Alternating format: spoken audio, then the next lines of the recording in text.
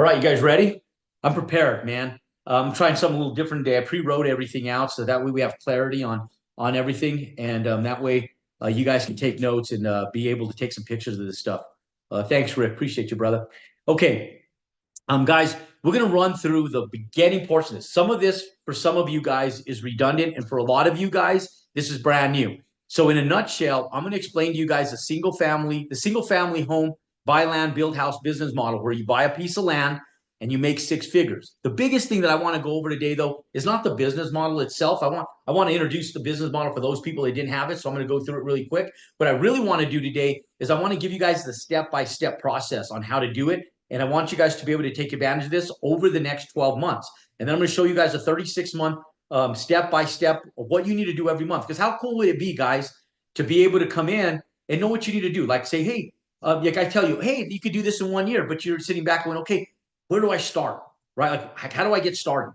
And so one of the biggest things is knowing exactly how to get started, what you need to be doing every single month, and so that way you know what you need to be facilitating as you actually do the bills. Okay. And so one of the big things is I'm going to share with you guys the in-depth underwriting on February 8th in San Francisco, California, which I'm going to invite about 20 of you guys to attend in February. Okay. We're limited because I only allow 200 people to attend that training. It's our Build Wealth workshop. We only do them quarterly. And I think we're like already about 75% committed, and we're like 3 months away still, right? Or 2.5 months away. So, but some of you guys will get an opportunity to attend that with us. And then we'll go through like depth underwriting with this stuff. And you guys get to spend an entire day with me going through not just the single family, but the multifamily space. Okay, here's the thing, guys. One of the things is like right now we have new administration coming into office. For the real estate world and the business world, it's going to be an attribute to what we already do. Now, what's great about our business model is it's semi-recession proof. The reason I say semi-recession proof is because nothing's 100% foolproof and 100% recession proof. There's nothing, because there's unforeseen variables that are outside of my control, your control, and everybody else's control. But here's what's cool about the business model is that I've been executing it since 1998. 100% of every single house that I've ever built since 1998, we've made a profit on. And not just a small profit, we've made great profits. In fact, so much so that about 90% of all the homes that we've ever built, we've made six-figure profits on, with the exception of right around the 2008 recession. And when we first got started back in 1998, we were making like $85,000 per house, $81,000 per house, and then quickly cleaned it up to make over $100,000 on every single home that we built. Now, with that said, the profits have gotten larger as economics have changed and the cost of money has went up, and our dollar bill has dropped and inflation has went up over the course of the last 25 plus years that we've been doing this. Now, we went through the recession in the late 90s. We went through the recession, the economic meltdown of 2008, and then we went through COVID, and it took us all the way through the current administration, where we're getting crushed with interest rates and inflation right now. Okay, so, and it still holds its test of time. I had just sold a house last week. My Kirtland Cottage community, we sold 3 over the last 2 weeks, and we just sold one here locally in the New Mexico market this past week. And we have probably over, what was it? I think on Monday we had 11 students over the last 14 days. When was the election? The 5th, right? So over the last 10 days, we've had 11 homes go under contract within our inner circle, which is really cool. Okay. Now, let me kind of share with you guys what that business model looks like. I'm going to run through this real quick, guys. Okay. Now, pay attention to the cost per acquisition. 600,000 to 1.2 million. That's the resale price of the homes that you guys need to pay attention to. And the reason that you guys need to pay attention to this is because this is safety, guys. A lot of people come in and they say, hey, Jerome, I want to function on something safe. I want to play it safe. I want to do something small, like a $300,000 house. I want to start with a $400,000 house. That is not safe, guys. It is not safe. And the reason it's not safe is because you're competing with volume builders that are doing volume build. They're building in volume, in mass quantity, and their profitability is a lot smaller. So it compresses your profit. And so one of the biggest things is when your profit gets compressed, your risk goes up. And so where D.R. Horton, Pulte, Lennar, LGI Homes, Toll Brothers, all the KB Homes, all these big builders, because they're building in volume, they can function because they're building thousands upon thousands of homes every year. they can function on a $50,000 profit. They can go down like to a $30,000 profit per unit, but you can't. And the reason you can't is because if the market compresses and you have to shave $30,000 off that the price of that house, you get crushed. You either make no money or you make such a little profit that you could have made more money flipping hamburgers at McDonald's. Does that make sense? With way less risk. And so the goal is to limit your liability and increase your profitability. And so if you go in and you pay attention to your acquisitions, you want to go in and focus on the upper demographics of the upper 24%, because these people are our moms and dads, our grandparents, people that are more affluent, that live, they're not wealthy, they're not the ultra wealthy, they're just people that do better. They're the people making $200,000, $300,000 a year, $400,000 a year with combined family household income, or they're people that have bought a home back in the 80s, 90s, sold that home, have equity, and now they're buying their final home, their empty nester home. They're downsizing from something bigger to something smaller, and that's the demographics that we're hitting. And so what we want to make sure of is that you guys are functioning, hitting that demographics, okay? Hitting that demographics. Now, when we come in, guys, let's take a $750,000 home for sake of example. That $750,000 home is almost the median of what we have right here. Now, when you get up to the $1.2 million range, you're starting to get into a more high liability area, because once you get over that $1.2 million range, now you start hitting the ultra wealthy. And the ultra wealthy only contributes to 2% of our population. There's not enough bandwidth of customers there. That's where people go bankrupt, because they say, hey, Jerome, if I get into a $2 million home, I can make a $500,000 profit. I get it. But what if it doesn't sell? Now you have to go in and sell to these guys that are buying these homes. And let's say you have to shave $500,000 off it and you can't afford to. Then what happens? So then you go into bankruptcy or you go into foreclosure. So I tell people, the safety's first, guys. You don't want to get rich on accident, or you want to get rich for sure. And the way you do this is you do it based on the vast majority of people and statistics, right? And statistics tell us that this is a safer area just based on bandwidth. So if we have to go in and if we have to shave, if we have a $750,000 house, can we not share this screen, guys? Whoever's doing that shit, can you guys take that shit off, please? And not share that screen? Thank you. Esther, regulate that, please, for me. Make sure that shit doesn't pop up anymore. Thank you. Okay, now, with that said, guys, when we go in, we want to make sure, because if we go in and we do this and we execute in this regards, if we have to take a $50,000 hit on this, you're still going to make profit. You're going to make less profit, but you're going to walk away with profit that's still more respectable than working and flipping hamburgers in McDonald's. Let me show you how. Okay, now, the square footage of the house is also important. I always tell people, when you're going into a very high demographic area with large density and inner city areas where there's like where there's more growth, and you're like in New York City, you're in Washington, D.C., you're in Atlanta, Georgia, you're in any of these big cities, you may land up having to build smaller homes to fulfill the need for the dense construction that has to take place there if people want to live in the city.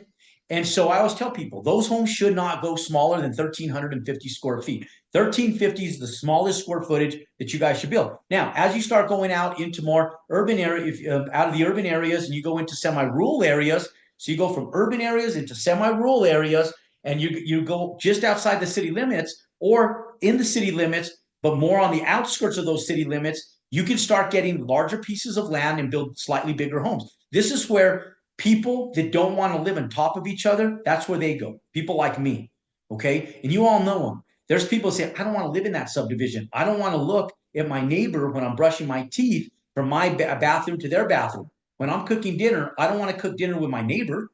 I barely even like my neighbor. You know, they say good neighbors are built by larger lots. The further your neighbor, the better they become, right? So those people that don't want to live stacked on top of other people, that's where we go to find a better bandwidth for some of these homes. Now, I love that demographics. And when we go in and we build in semi-rural areas, we build a 2,500 square foot house, you still don't want to get over 3,000 square feet. Now, if you're like in Texas and some of these areas where the cost of construction is slightly lower and larger houses are being built, still don't go over 3,500 square feet. But in the vast majority, in 99% of the United States, don't go over 3,000 square feet. Now, let's take a look at this from an underwriting perspective. And we're looking at this, guys.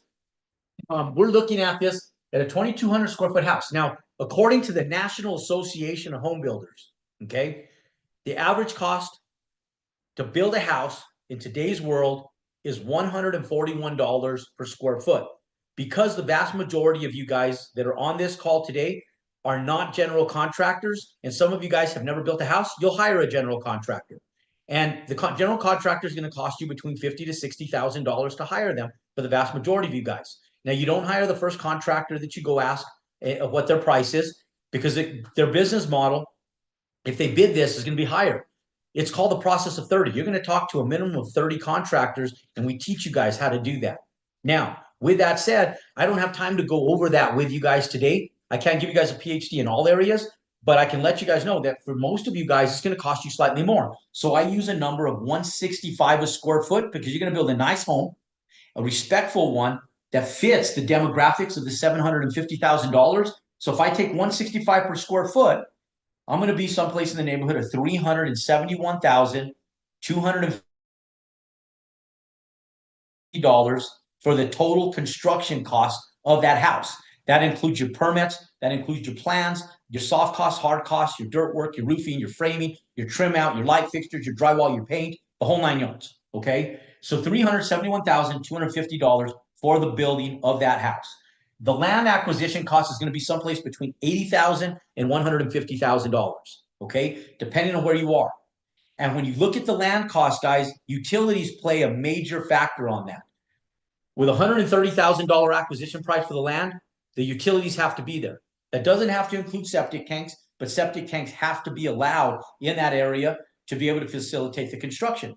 So that would be included in this 371 per square, $371,000. Now, with that said, the land cost is going to be someplace between that $80,000 and $150,000. $130,000 is a good upper median price for that land that works and underwrites well for our business model. Okay, so we go in, we get $130,000 that we pay for the land. Still expensive, but still works, still profitable. Our closing costs are going to be someplace right around 6%. Now that the National Association of Realtors, guys, have negotiated a settlement with the courts, we can go in and negotiate our fees, where it used to be 6%, 3% to the buyer's broker, 3% to the selling broker. I'm telling you guys, negotiate down to 5%, 2.5% to the buyer's broker, 2.5% to the selling broker, and then 1% to escrow. That'll put you at about $45,000 for all of your closing costs when you actually sell it. Now, that's a pass-through cost, because you only pay that once the house sells. Debt service is going to be about $20,000.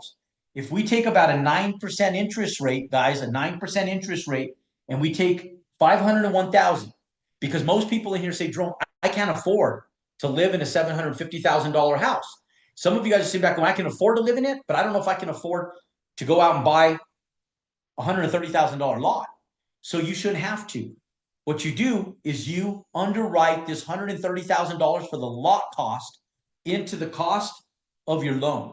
So if you take your bill cost and your land cost, your construction loan will be $501,000. That includes the cost of the land. That's your first draw. Okay. Now I'm going to go over the process here in a second to explain to you how and why that works, because most people will sit back and say, hey, Jerome, the banks will only allow me to go in and do this loan if I put 20% down. And most people are thinking of money, tangible money. And I tell you guys, you don't need to put 20% down in a down payment in physical cash. You don't need to have 20% baked into your bank account. The problem with most people is they're used to conforming lending. So if you go buy a house, they tell you it's 5% down. You got to pull 5% of that money out of your pocket or your bank account, and you have to lay it on the escrow table to buy it. That's not the way commercial lending works, guys. What we do is we create that 20% in value in the equity of the build. So if you can create the value in equity, the equity that you create is the down payment. It's a $750,000 house. Have you done the math? If you multiply $750,000 times 80%, let's do it right now. 750 times 0.80, that's $600,000. So the bank will allow you to potentially get up to $600,000 in lending on a stabilized asset. It's not stabilized. There's no home there yet. Okay. There's a $100,000 variance. And if you underwrite this and you go in and you underwrite this, the bank is willing to lend you on the land based on the collateralization of the asset.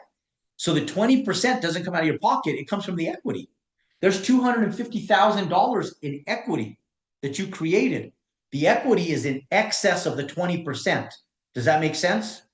So your down payment is the equity itself, not physical cash that you lay out like you do when you're going in on conforming lending.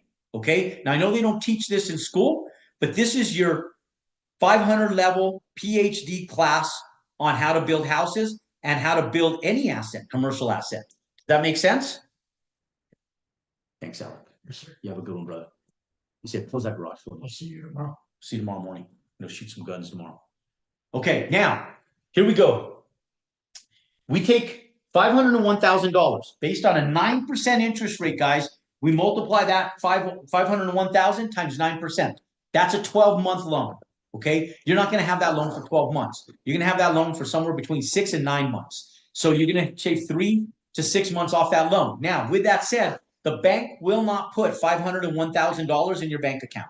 Okay, they won't say, hey, you got a construction for $501,000. Congratulations, we're gifting that over to you right now today, and we're going to let you just have $501,000.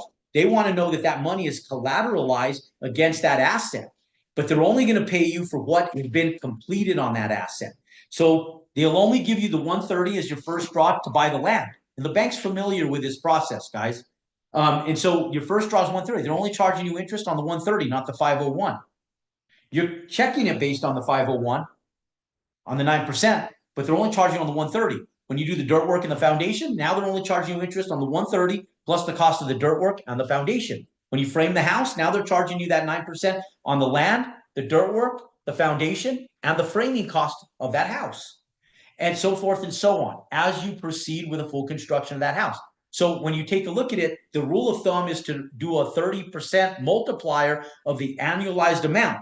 But let's be a little more conservative since you guys are new, and make sure, for most of you guys are new, that we take it at 50%. So if we take a 50% value on that, that's 20%. You're actually going to pay probably closer to about 15%. All banks work like that? No, not all banks work like that. Every bank is different, guys. This is the vast majority of banks. There's some banks like tech banks that don't even lend on construction. Every bank's different. I'll tell you guys, the best banks are credit unions and local banks, banks that you have relationships with. Now, we have affiliates and we have banks that specialize in construction lending, okay? Now, don't worry about credit right now, guys. One of the big things is with people with bad credit. Now, is it better if you have good credit? Yes, it's better if you have good credit, but you don't have to have your debt to income ratio, guys, doesn't have to be like building a conforming loan, like getting a conforming loan. Now, for a whole different class, whole different day, guys, I teach people and I tell you guys, build business credit right away. And so when you're doing your first build, guys, you may land up having to go in and you may land up having to get a hard money lender or private money lending if you have jacked up credit. Okay. When I first started building, I had a 460 credit score. My credit sucked when I did my first house because I got shut down by the FTC in 1997. And the first time I built a house in 1999, I had horrible credit. But I was able to do it through a line of credit, and I collateralized other assets, and I got money different ways because I couldn't get a construction loan back then. And so we'll teach you guys that. I'm going to teach the vast majority of you guys because the vast majority of people on here don't have bad credit. But if you do have bad credit, and even if you don't, you guys have to go in and watch my training on building business credit, guys. I'll do another webinar. How many of you guys would love to have me do a training and a webinar exclusively on how to build business credit, guys? So you don't even have to use your own credit for this. How many of you guys would love for me to do that? Okay. Let's calendar that, guys, for like either the 25th or the 30th. We'll either do it on Monday, the 25th of November, or we'll do it the morning of the 30th, on Saturday, the morning of the 30th. One of those 2 days. We'll calendar just a finance underwriting class that I just teach you guys how to get money and how to build business credit only. Okay, so you guys could do that. Happy birthday, Gregory. Come in on your birthday, bro. Okay, Now, I'm not going to focus on that right now, guys. Just know that there's multiple ways to get financing. I'm going to go over the most common way to do it right now today, so you guys can so you guys can understand this as its entirety. Okay, just understand, guys, that when we go in, your debt service is going to be about $20,000 through a traditional construction loan, and we have affiliates that can help you with that. But I'll still tell you guys, your local credit unions and your local banks are still better because if you have lower interest rates, you'll be able to get lending like this for like 5% interest on construction loans if you use your local credit unions, maybe less. So just follow the lead, guys. There's a ton of different ways to do this. There's not just one cut and dry black and white way. Like you write a book, I'm like, shit, that book gets thick. This book, look, guys, check this book out. My book.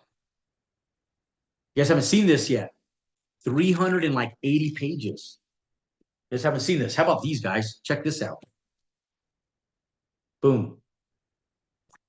The multifamily investor's playbook. Boom. How many of you guys want one of these, by the way? How many of you guys want one of these? How many of you guys would love to have one of these? Well, you can't. You guys got to come mop my floors, clean my toilets.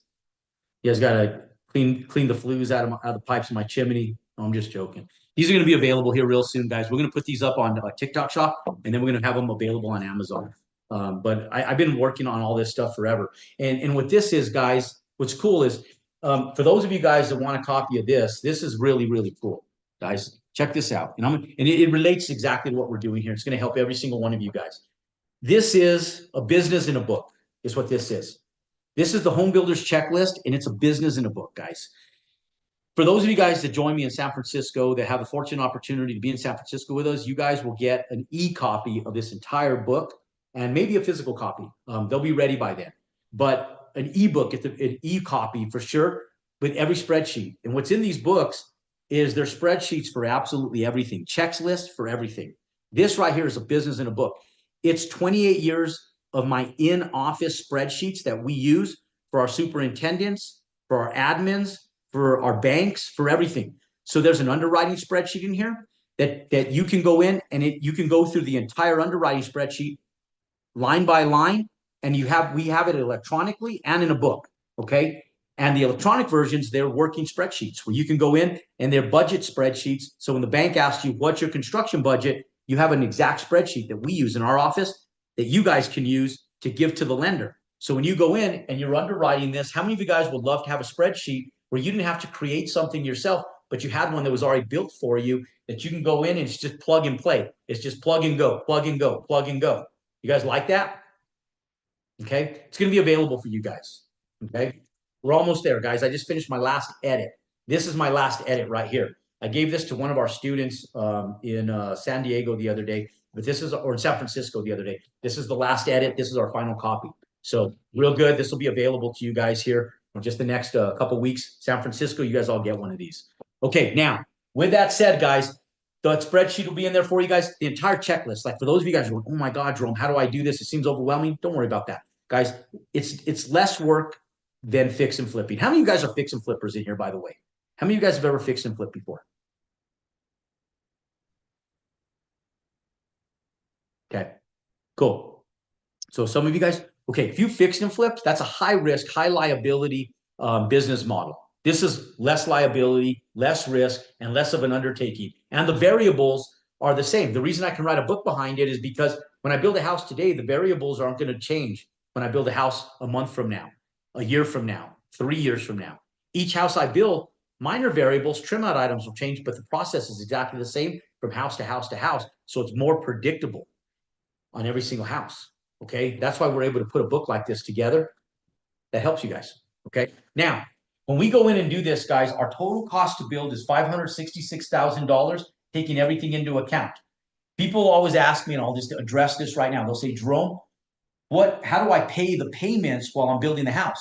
It's called interest reserve. It's a pass-through cost.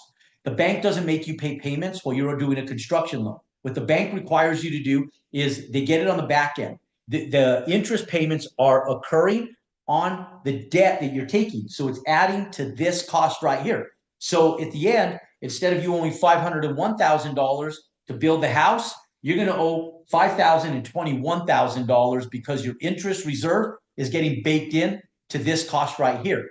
So when you sell the house, they take all that, they take what you owe them plus your interest back at its entirety. Does that make sense? And so it's a pass-through cost, total cost 566. Now, when we take our total cost of $566,000 and we subtract that from $750,000, that's net total of 100 and what is that? $184,000 $184,000 net profit. If that took you guys 13 months to do on your first one, how many of you guys would love to make a part-time income working about 10 hours a week, making $184,000, doing what you're already doing right now, but supplementing your income with an extra $184,000? How many of you guys would be okay and open to doing that? Just put yes if you guys would like to do that. Okay, 1, 2 of you guys, 3 of you guys, 5. Good. There we go. Cool. All right, now let's go through this step by step. Step by step. Okay, I'm going to show this with you guys step by step. Here's what the business model looks like, guys. We have, and I'll give you guys a little secret too. Okay, so look, guys, when our community, I created a video. It's one video out of a ton of them that we have, training modules. I did this training program that took me 6 months to write. It's a 12-week program. If you go through everything in 12 weeks in sequential order, you'll be like 5 years ahead of everybody else. It took me literally 6 months to write it. And it's our buy, build, flip program that explains everything from start to finish. Okay. But you can accelerate it. Now, let's say for sake of example, instead of taking, let's say that you do the 12-week program, and let's say there's a class in there. It's called the 5-Day Land Challenge. I'm going to make that class available for you guys for our Black Friday special. It's going to be available in a week from now, but it's only one of a bunch of them, guys. It's just like the starting point to like scratch the surface. But let's say it takes you 3 months to find this business model that I just went over. Okay.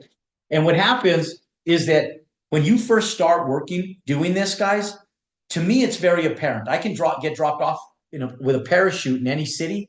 And within 1 day, I know exactly where I need to be building because I've been doing it for so long. And plus, I'm a creative thinker. I'm not an auditory learner. I'm a creative thinker. And so the way I learn is by visuality. I visualize stuff. And so when I go in, I can find any area like within a day of being able to go into any city across the United States. Now, some of you guys, it's a little different. So let's say it takes you a little bit slower. You can't jump out of a helicopter with a parachute and in 24 hours find a demographical area to build in. Okay. And so let's say it takes you 3 months, guys. Let's say you go through all of our course content. Let's say that you go in and it takes you 3 months because you're like Moses finding the promised land. How long did it take Moses to find the promised land, guys? Took him like 6 years, right? Took Moses like 40 years. Yeah, it took him a long time. Took Moses forever. His entire life. It didn't take him 40 years. How long did it take Moses? 6 years to find the promised land? And it was like less than 60 miles away in Jerusalem, right? And so it's like Moses going in circles. Oh, this was 40 years. Okay, so 40 years. Okay, I need to catch up on my 40 years, right? And 60 miles away, 40 years to find the promised land. Some of you guys are like Moses. You guys are going in circles trying to find land, and it's right in front of you. It's right in front of you. Okay. So for some of you guys that are a little bit slower, it's okay, guys. We've had students that are crushing 6-figure profits that now just became millionaires this year, that it took them an entire year just to find their first lot. It's up to you guys. But let's say, and then we have other ones that just get started right away, and within weeks, they're going in and they're finding land. And so let's say it takes you 3 months, guys, and it takes you 3 months to get comfortable just finding the right lot. Okay. And so you're educating yourself, you're putting your hard work down, and it takes you 3 months to go in and execute. Now, if it takes you 3 months, month number 3, guys, comes along. Here's the important part.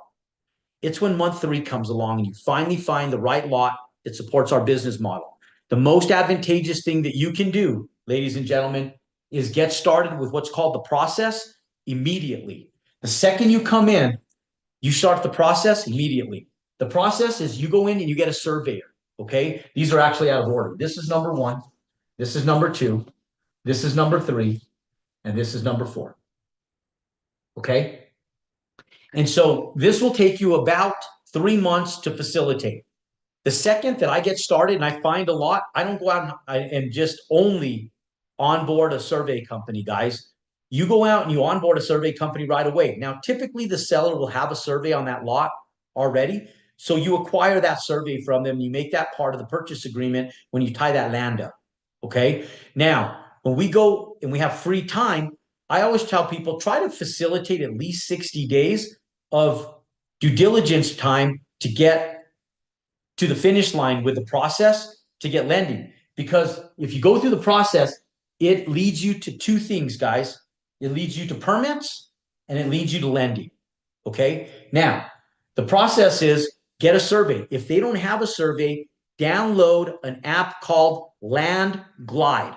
Okay. It's called Land Glide. Okay. Get that app. Okay. When you go to Land Glide, this is what's cool about Land Glide. Let me show it to you guys. Because everything's about execution, guys. Everything's about execution. The longer you take, the less money you make. So I always tell people, the quicker you go through the process, the quicker you can start building the house, the quicker you can go in and facilitate making a profit. Okay. So when we go into an app called Land Glide. The app looks like this, guys. If you guys take a look at that little app right there, it says Land Glide on it. That's the app right there. That says Land Glide. Okay. Now we click on Land Glide, and if we just click on any lot, okay, we go in and we click on any lot. Okay. Let's say that we give me an address, guys. Give me an address. Someone give me an address. Any address. Just give me an address. Somebody in the chat, throw an address in there.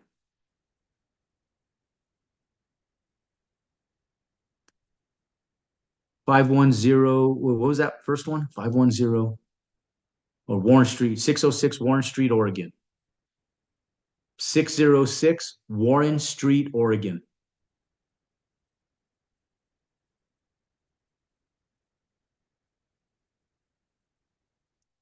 I don't think I spelled Warren right. Let me see here. Let's go in here. Let me get one of these.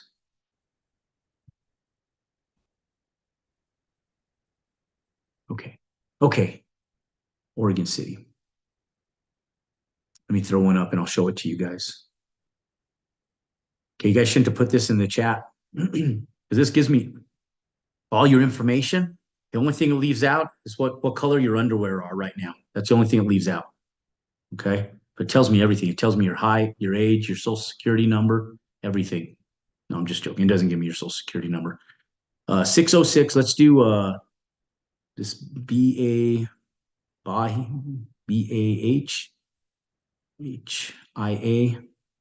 circle.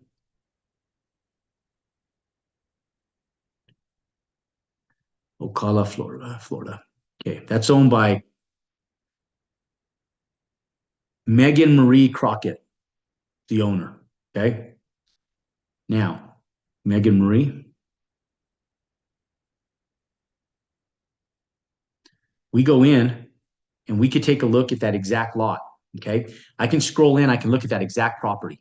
Okay. So when we go in, guys, I can look at that exact property. I can scroll in and it gives me all the information on that property. It gives me the acreage, it gives me everything. Okay. So when I go to that property, I can even go into that property where it has the acreage, like their property is 0.37 acres. Is what it is. It gives me the elevation of the house, gives me everything, the residential, the use, the everything that's in there. Okay, so it gives me the METs, the bounds, it gives me absolutely everything. So when I go in there, though, what's cool about it is I can be my own survey company. I can go in, I can see the survey of it right there. Okay, now I can just go in and click on my app and I can do dimensions and I can measure that lot. So when I go in on that, I can measure that lot. I can just click on the corners and I can measure that lot, and then it'll give me the area, the feet, everything on that. And then it outlines it in red for me. So when I go in, it outlines in red. I just take a screenshot of it and I send it over to my architect immediately. I send it over to my architect and I say, hey, architect, can you plat me a house on this that I can go in? Now, what I would typically do is I find a house that I'm using for a comp that's sold fast. And I take that floor plan and I'll typically go either to the builder or I'll go into the city or municipal website where if the building and zoning issued them permits, their entire sets of permits are public information.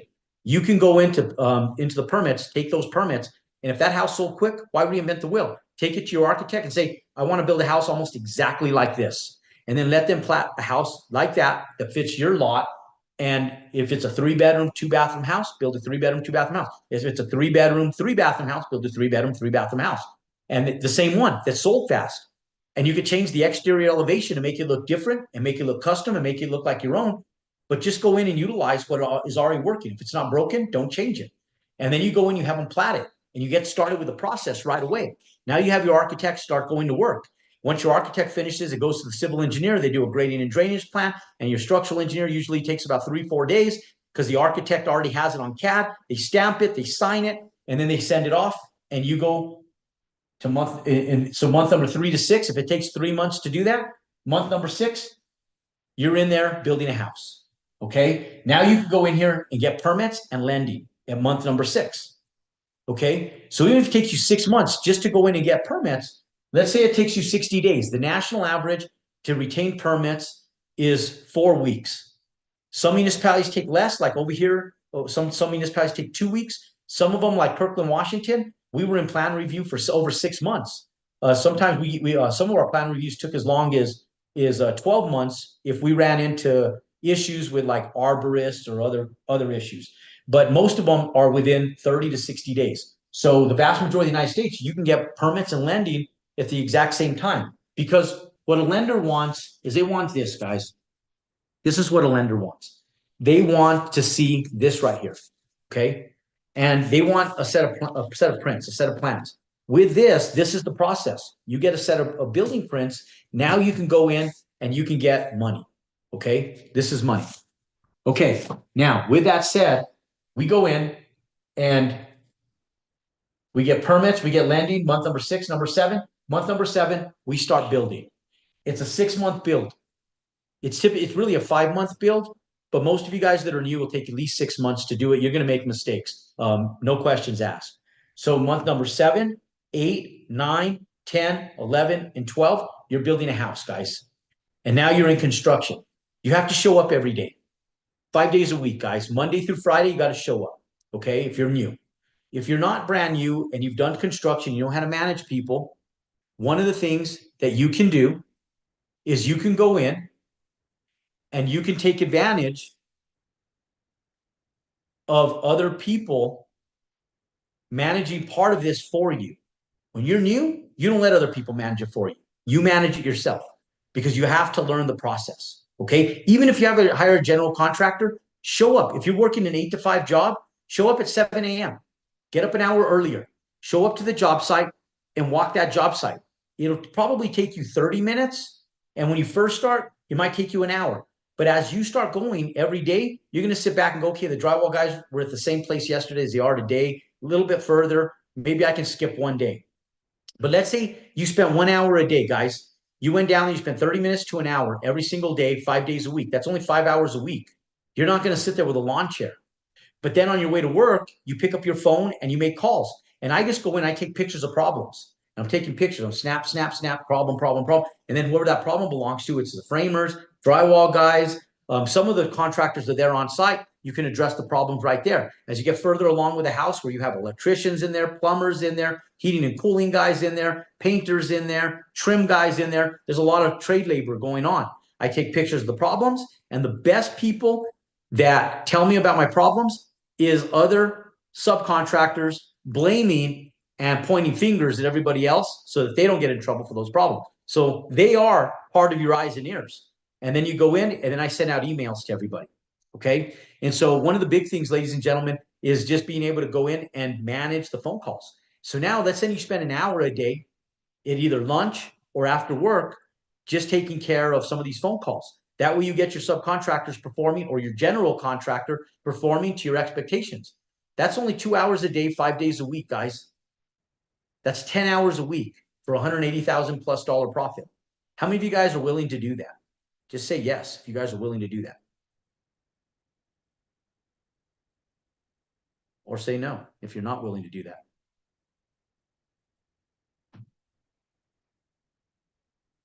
Yeah.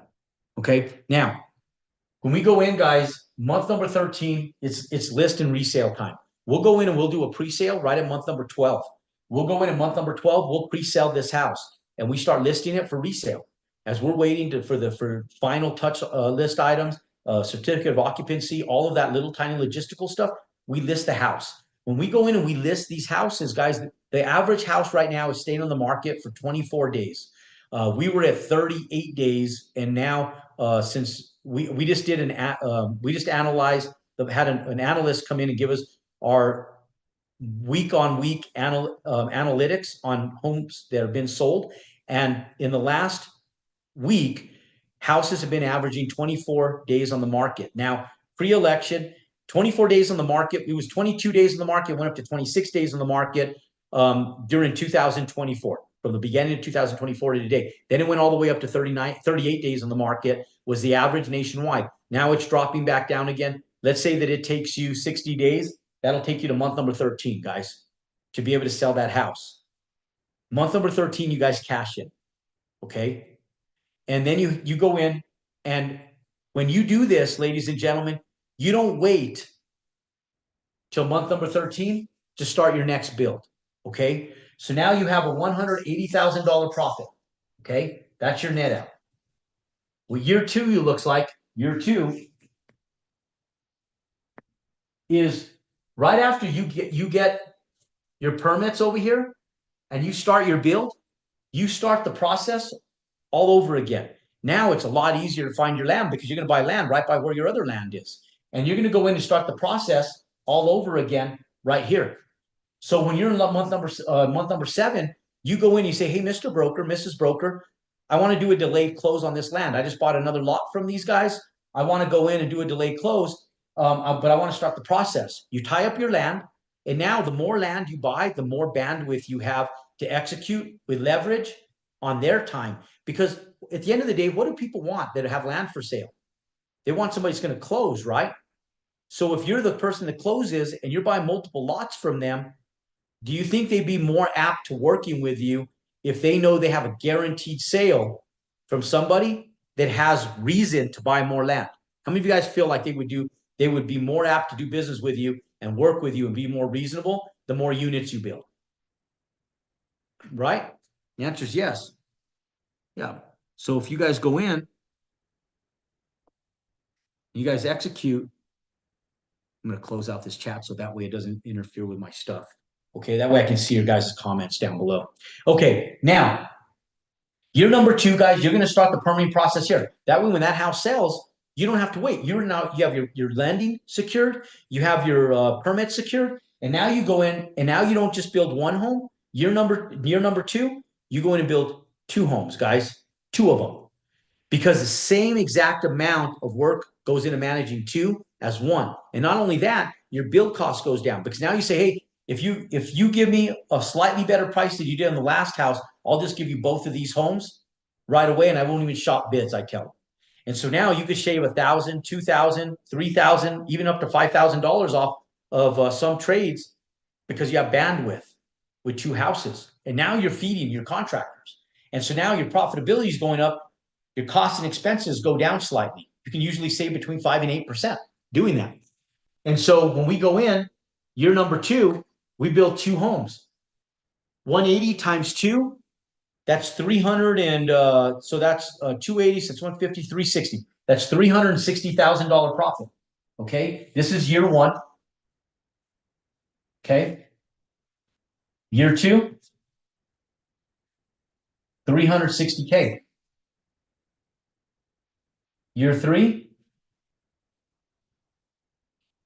you're going to do the same thing. Once you get these ones done and permitted, and you start construction on 2, now you go in and you tie up 4 lots, guys. 4 lots. 4 of them. And when you tie up 4 lots, you start to the same profit. Now, what you're doing is you're collateralizing your profit against your loan. You don't go out and buy dumb shit, guys. You don't go out and buy a Lamborghini. You don't go out and buy a Mercedes or a BMW. You don't go out and buy an expensive Rolex. You don't do any of that stuff. You go out and take your wife or your husband to dinner, Go celebrate that you sold. Go sold the house. Go do an expensive dinner to someplace nice. Go down to in and spend $400 on a really nice dinner. Okay, repeat it over and over again. Yep, and you just keep repeating it. You take that and you collateralize it. Now, when we do the how to build business credit, what's cool is that when you start your first build, watch this, guys. When you start your first build, and if you start building business credit, when you start doing this first one, the first one's always going to be the hardest. But once you do that, now you're a brand new business. Think about this from a bank perspective. You're building business credit. You're a brand new business. It takes you 13 months, but you sell that house your first year in business. Now the bank, you go to the bank and you get a business line of credit. You tell the bank goes, what did you generate in gross revenue your first year? You're a startup, guys. You put on there $750,000 because that's your gross proceeds, is it not? So tell the bank you just made $750,000 and they ask what your net proceeds are and they're 180. Do you guys realize that 95% of new businesses have a negative number in front of them and they run in the red for the first 2 years? 95% of businesses. Your first year, you're in the black. And the first year, you go and tell a bank that you netted 180, you're a successful business in your very first year. Your ability to get business credit just went up exponentially in your very first year. So when you do that, guys, your second build becomes easier. You can either get 2 construction loans or you can get lines of credit through your business line of credit to build one house on your business line and one house on a construction loan. You can collateralize that and then you go and you have bandwidth. Now you have enough money from the bank to go out and do your 2 homes. Then you collateralize this and you don't pay taxes on it, guys. You don't pay taxes on this, not yet. You go in and expense it against 2 homes. Because if you go buy lumber, if you're building a house and it's your business and you go buy lumber, is that lumber tax deductible? Yes or no? Yeah, it's tax deductible. So if you're building 1 home, it's going to be more expensive to build 2. So the biggest thing is you're going to collateralize all this to get loans. Then you're going to go in and expense it to go out and scale. Now, at some point in time, you're going to have a tax liability is the big problem. But right now, you're scaling 1 house to 2 house. You're going to expense your profit into it. Now, you don't have to spend your profit. You're just expensing it on paper. You can use the bank's money to go spend on the houses. But even though it's the bank's money, you could still expense that against your overall expenses and your net proceeds to go in over and reduce your overall liability for taxes. And so you go in, you make 360, you haven't paid any in taxes. Now you go in, you build 4. So this is, you build number 1, you're number 2, you build 2 homes. Number 3, you build 4 homes.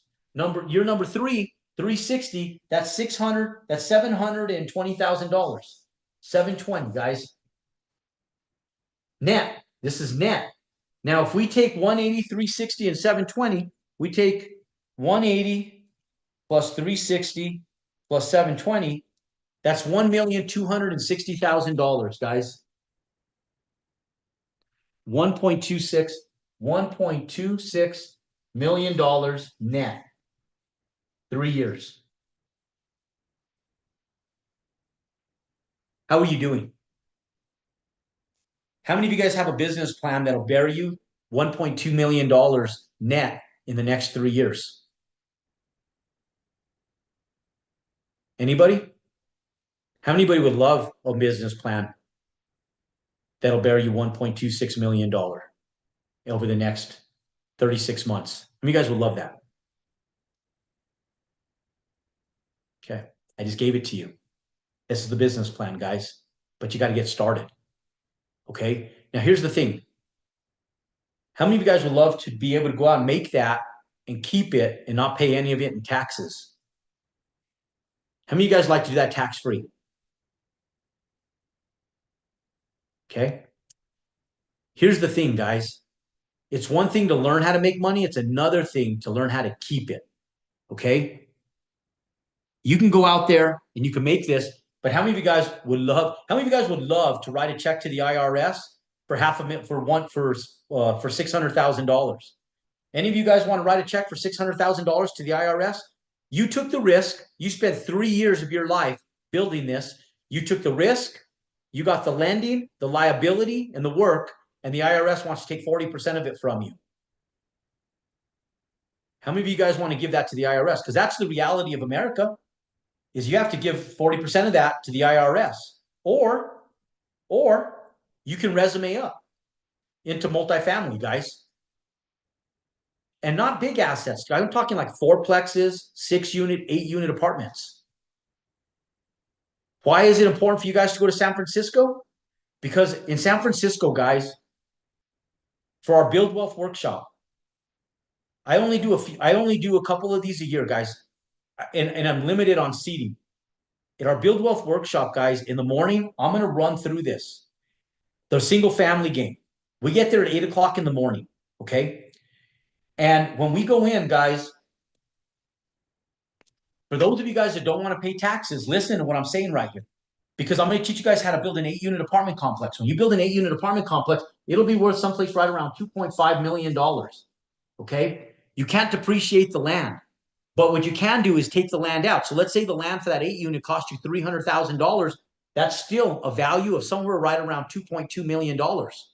Now, you could take 80% of that in your very first year through what's called cost segregation and bonus depreciation. One of the big attributes to having Trump as a president is that now we can continue bonus depreciation. Thank God, right? Like for that aspect, thank God.